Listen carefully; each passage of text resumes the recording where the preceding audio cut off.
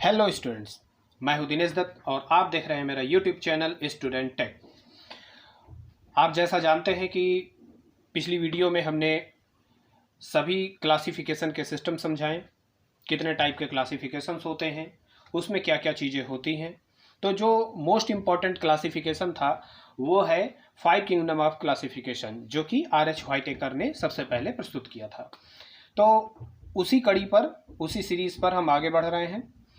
सबसे पहला जो किंगडम है मोनेरा, हम आज उसको उठा रहे हैं और आज का जो वीडियो होगा वो बहुत ही इंटरेस्टिंग होगा, क्योंकि आज जो है हम बैक्टीरिया को, यानी कि मोनेरा में बैक्टीरियाज पाए जाते हैं तो उनको सम्मिलित किया गया है। तो बैक्टीरिया आज बहुत ही इजी होने वाला है, बहुत ही सरल होने वाला है, जो कि आप लोगों के समझ में बहुत ही ईजिली आ जाएगा। ठीक है, तो चलिए शुरू करते हैं। किंगडम मोनेरा ये एक ऐसा किंगडम है जिसमें सभी प्रकार के प्रोकैरियोटिक जीवों को रखा गया है। प्रोकैरियोटिक जीव यानी बैक्टीरिया हो गया, ब्लू ग्रीन एल्गी हो गया, ये जो है प्रोकैरियोटिक कहलाते हैं। इसमें अगर हम बैक्टीरिया की बात करते हैं तो दो तरह के बैक्टीरिया पाए जाते हैं। याद रखिएगा, थोड़ा जो है ये सारा चीज़ जो है NCERT बेस्ड है। मैं कुछ अलग से बहुत ही हाई लेवल का नहीं पढ़ा रहा हूँ, आप लोगों को सब NCERT बेस्ड ही होगा, आप बुक में देख सकते हैं। जो सबसे पहला बैक्टीरिया है ये आर्की बैक्टीरिया कहलाता है, दूसरा है यू बैक्टीरिया। आर्की बैक्टीरिया को हम लोग आद्य जीवाणु कहते हैं, यानी कि most primitive bacteria Archie bacteria होता है। और ये कहाँ पाया जाता है?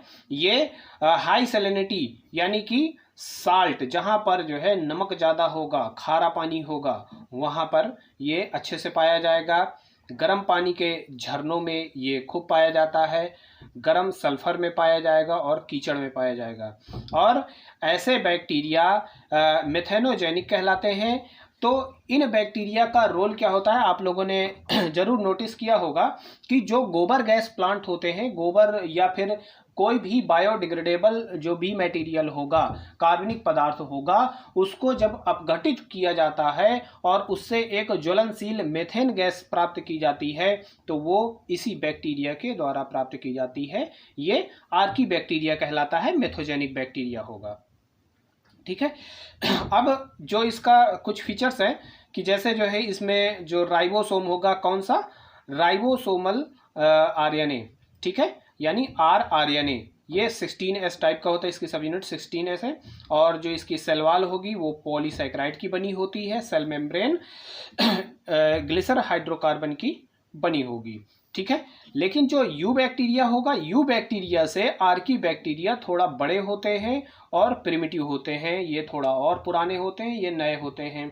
Archie bacteria most primitive bacteria, सबसे प्राचीन बैक्टीरिया कहलाते हैं, और यू बैक्टीरिया नवीन बैक्टीरिया कहलाते हैं, या मॉडर्न बैक्टीरिया या प्रेजेंट टाइम के जो बैक्टीरियाज हैं वो सब यू बैक्टीरिया हैं। लेकिन आर्की बैक्टीरिया भी पाए जाते हैं, जिससे कि हम लोग गोबर गैस वगैरह ज़्यादा मात्रा में प्रोड्यूस करते हैं। ठीक है, तो इसमें अब हम लोग देखते हैं जो यू बैक्टीरिया है। यू बैक्टीरिया का जो साइज होता है वो 1 मिलीमाइक्रॉन से 18 मिलीमाइक्रॉन तक होता है। ये जल में भी पाए जाते हैं, सॉइल में भी पाए जाते हैं और एयर में भी पाए जाते हैं, यानी कि तीनों जगहों पर, जल थल वायु तीनों जगहों पर ये पाए जाते हैं। इनका नेचर कैसा हो सकता है? ये पैरासिटिक भी हो सकते हैं, सैप्रोफिटिक भी हो सकते हैं और सिम्बायोटिक भी हो सकते हैं, यानी कि परजीवी भी हो सकते हैं, मृतोपजीवी भी हो सकते हैं और सहजीवी भी हो सकते हैं। परजीवी का मतलब होता है जो किसी दूसरे के ऊपर टोटली आश्रित हो जाए, अपने पोषण के लिए किसी दूसरे के ऊपर निर्भर रहे, वो परजीवी कहलाएगा। सैप्रोफिटिक जो होगा वो सड़ी गली कार्बनिक पदार्थों से ही जो है अपना न्यूट्रिशन प्राप्त करता है, ये सैप्रोफिटिक हो गया। जो सिम्बायोटिक होगा ये जिस भी होस्ट के साथ ये रहता है ये उसको भी लाभ पहुंचाता है और उससे खुद भी लाभ लेता है।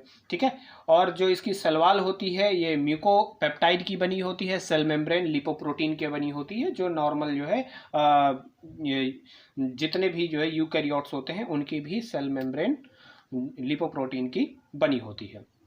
चलिए तो अब आगे की ओर जो है चलते हैं।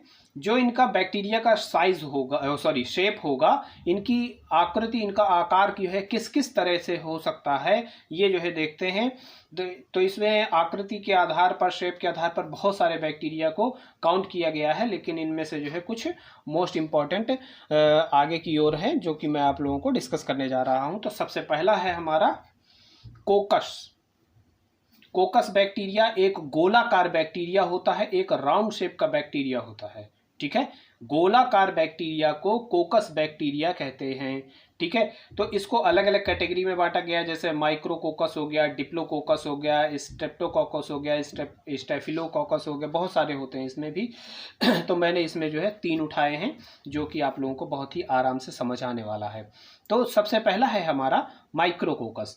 माइक्रोकोकस यानी एक ऐसा गोलाकार बैक्टीरिया, ये एक ऐसा गोलाकार जीवाणु जो सिंगल स्ट्रक्चर के रूप में पाया जाए, अलग अलग अकेला पाया जाए, तो ये माइक्रोकोकस होगा। जैसे माइक्रोकोकस रोजियस, ये जो है माइक्रोकोकस का एक एग्जाम्पल है।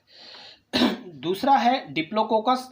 जब गोलाकार बैक्टीरिया दो की संख्या में हो, 2 की संख्या में यहाँ दिख रहे हैं, 2 की संख्या में यहाँ, यानी 2 की संख्या में हो, तो ये जो है बैक्टीरिया डिप्लोकोकस बैक्टीरिया कहलाते हैं। यह सब कोकस के टाइप्स हैं। डिप्लोकोकस निमोनी इसका एग्जाम्पल है, जिससे निमोनिया होता है। ठीक है, और नेक्स्ट है स्ट्रेप्टोकोकस। स्ट्रेप्टोकोकस में यानी कि जब गोलाकार बैक्टीरिया एक श्रृंखला में व्यवस्थित हों, एक श्रृंखला में अरेंज हों, ये पूरी की पूरी एक चेन बना रहे होते हैं, इनको हम लोग स्ट्रेप्टोकोकस कहते हैं। जैसे स्ट्रेप्टोकोकस लैक्टिस, ठीक है, दूध में पाया जाता है। और फिर इसके बाद आते हैं जो सेकंड वाला है बैसिलस टाइप का। बैसिलस एक रॉड शेप्ड बैक्टीरिया होता है, यानी छड़नुमा आकार इसकी होती है। तो इसके आधार पर भी इनको अलग अलग कैटेगरी में बांटा गया है, जैसे मोनोबैसिलस हो गया, डिप्लोबैसिलस हो गया और स्ट्रेप्टोबैसिलस हो गया। ठीक है, तो इसमें भी हम लोग देखते हैं कि जब रॉड शेप्ड बैक्टीरिया अगर सिंगल स्ट्रक्चर के रूप में पाया जाए तो ये मोनोबैसिलस कहलाएगा। जैसे बैसिलस सबटाइलिस, ठीक है, बैसिलस सबटाइलिस इसका एग्जाम्पल है। और इसी तरह से, जिस तरह से इसमें हमने कोकस में देखा था, उसी तरह से बैसिलस में भी करते हुए चले जाएंगे, इसलिए जो है ये थोड़ा सा आसान हो जाएगा। तो मैंने जो है कुछ आसान तरीके से इसको बनाया है और समझाने की कोशिश की है। ठीक है, तो जो दूसरा है इसमें डिप्लोबैसिलस। जब रॉड शेप्ड बैक्टीरिया 2 की श्रृंखला में हो, 2 के समूह में अगर एकत्रित हो, तो ये डिप्लोबैसिलस कहलाएगा। ठीक है, तो इसका एग्जाम्पल क्या है? कोरिन बैक्टीरियम। ये जो है, जो कोरिन बैक्टीरियम है, ये डिप्लोकोकस बैक्टीरिया का एग्जाम्पल है। इसमें आप देख सकते हैं कि एक रॉड ये है, एक रॉड ये है, यानी कि जब 2 की श्रृंखला में अरेंज हो तब ये डिप्लोबैसिलस कहलाएगा। और जो नेक्स्ट है इसका बिल्कुल स्ट्रेप्टोकोकस की तरह स्ट्रेप्टोबैसिलस में जैसे हमने पढ़ा था स्ट्रेप्टोकोकस में कि जब गोलाकार बैक्टीरिया श्रृंखला में अरेंज हो, तो इसमें भी जब रॉड शेप्ड बैक्टीरिया एक श्रृंखला में अरेंज हो, बहुत ढेर सारे रॉड शेप्ड बैक्टीरिया अगर एकत्रित हो जाएं, तो ये जो है कहलाएगा हमारा स्ट्रेप्टोबैसिलस। ठीक है, तो स्ट्रेप्टोबैसिलस में ये जैसे जो है बैसिलस ट्यूबरकुलोसिस, जो ट्यूबरकुलोसिस की डिजीज होती है, वो इसी बैसिलस बैक्टीरिया के कारण होती है। क्लियर?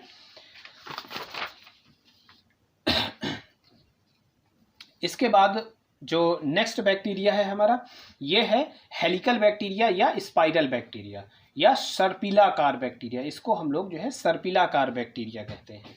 सर्पिलाकार बैक्टीरिया में एक जैसे देख लीजिए आप कि ये जो बैक्टीरिया बना हुआ है ये थोड़ा स्पाइरल शेप में होता है। ठीक है, ये स्पाइरल शेप में होगा तो ये सर्पिलाकार कहलाएगा। यानी अगर हम इसकी डेफिनेशन की बात करें कि जब कोई बैक्टीरिया सर्पिलाकार संरचना के रूप में दिखाई दे तो वो बैक्टीरिया स्पाइरल बैक्टीरिया कहलाएगा। और यही बैक्टीरिया अगर जो है थोड़ा सा इस तरह से स्पाइरल दिखाई दे स्प्रिंग जैसी संरचना के रूप में, तो वही जो है हेलिकल बैक्टीरिया कहलाएगा। ठीक है, जैसे स्पाइरिलम। ठीक है, स्पाइरिलम बैक्टीरिया जो होता है वो स्पाइरल बैक्टीरिया ही होता है। इसमें आप देख लीजिए, ये जो स्ट्रक्चर दिखाई दे रहा है ये इसका फ्लैजेला है। ये फ्लैजेला है, कशाभिका, जिसके थ्रू ये जो है कशाभिकाओं को यानी कि फ्लैजेला को बहुत तेजी से वाइब्रेट कराता है और एक स्थान से दूसरे स्थान की ओर गमन करता है, गति करता है। तो इसको हम लोग मोटाइल बैक्टीरिया भी कहते हैं, यानी कि जिसमें फ्लैजेला पाया जाए या सिलिया पाया जाए वो जो है मोटाइल बैक्टीरिया कहलाएगा। वो एक स्थान से दूसरे स्थान की ओर गति कर सकता है। फिर नेक्स्ट है विब्रियो यानी कॉमा बैक्टीरिया। जो इंग्लिश का कॉमा होता है ना, इस तरह से लगाते हैं, बिल्कुल उसी तरह का जो है एक बैक्टीरिया होता है विब्रियो कोलेरी, जिससे जो है हैजा होता है, कॉलरा होता है। ठीक है, तो ये जो बैक्टीरिया होता है ये कॉमा के आकार का होता है, इसलिए इसको विब्रियो बैक्टीरिया कहते हैं। तो स्टूडेंट्स, एक बैक्टीरिया और होता है जिसे जो है हम लोग फिलामेंटस बैक्टीरिया कहते हैं। जो फिलामेंटस बैक्टीरिया है वो फिलामेंट के आकार का होता है, इस तरह से। ठीक है, बहुत ही पतला होता है, थ्रेड लाइक होता है, फिलामेंटस होता है, इसलिए इसका स्ट्रक्चर जो है बना पाना थोड़ा सा कठिन होता है। कठिन क्या होता है, सरल ही है। इसको आप ऐसे पेन उठाइए और घुमा दीजिए, बन गया। ठीक है, एक होता है स्यूडो बैक्टीरिया, एक फॉल्स बैक्टीरिया, एक प्रकार से जो प्लियोमार्फिक बैक्टीरिया जिसे कहते हैं। ये अनियमित आकार के होते हैं, समय समय पर इनका आकार बदलता रहता है, इसलिए इनका स्ट्रक्चर बना पाना मुश्किल होता है। वो एक शेप में नहीं होते हैं, वो थोड़े थोड़े समय में अपना स्ट्रक्चर चेंज कर लेते हैं। ठीक है, तो आज जो है हमने बैक्टीरिया के बारे में जाना और आई थिंक आप लोगों को ये बैक्टीरिया अच्छे से समझ आ गया होगा। और बैक्टीरिया टफ टॉपिक नहीं है। इसके बाद मैं बैक्टीरियल स्ट्रक्चर बताऊंगा कि बैक्टीरियल स्ट्रक्चर कैसा होता है, उसमें क्या क्या चीज़ें पाई जाती हैं, वो भी एग्ज़ाम में आया करता है। और मेडिकल के एग्ज़ाम में भी बहुत बार ये पूछता है कि उसमें कौन कौन सी चीज़ें पाई जाती हैं और कौन कौन से जो है ऐसे ऑर्गन्स हैं जो कि बहुत ज़्यादा इम्पॉर्टेंट होते हैं और मॉडिफाइड होते हैं। ठीक है, तो उनके बारे में मैं नेक्स्ट वीडियो में डिस्कस करूंगा। तो अगर आप लोगों को मेरा वीडियो, मेरा ट्यूटोरियल पसंद आ रहा है तो आप लोग मेरे चैनल को ज़रूर सब्सक्राइब करें और बेल नोटिफिकेशन को ऑन करके रखें, ऑल पर सेट करें, जिससे कि मेरी सारी वीडियोस का लिंक और आप लोगों को समय समय पर मिलता रहे, नोटिफिकेशन आ जाएगा। और ज़्यादा से ज़्यादा अपने दोस्तों से शेयर करें, जिससे सबको मेरे इस इजी ट्यूटोरियल का लाभ मिल सके। Okay, thank you so much.